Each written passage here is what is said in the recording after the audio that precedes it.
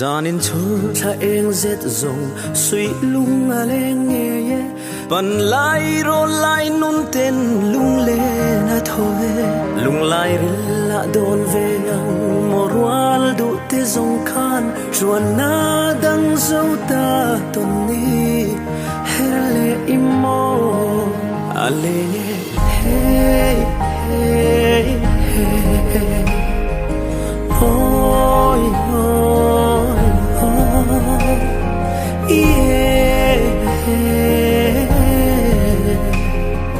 suy lung a leng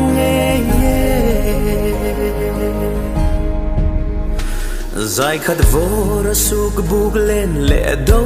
lem kan chan lai te o tua thing fama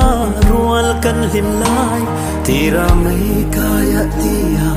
chon bana vuanin khwa vel dangai lo rual du lim lai ni te aleng hey hey hey oh yo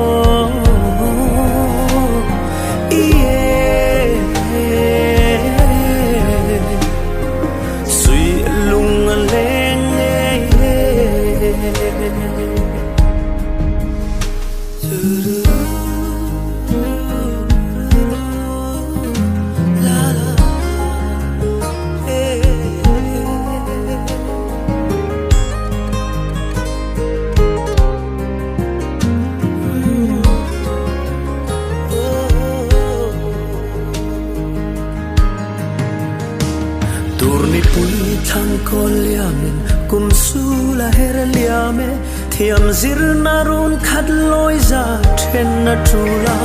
wang khom lo rual du zo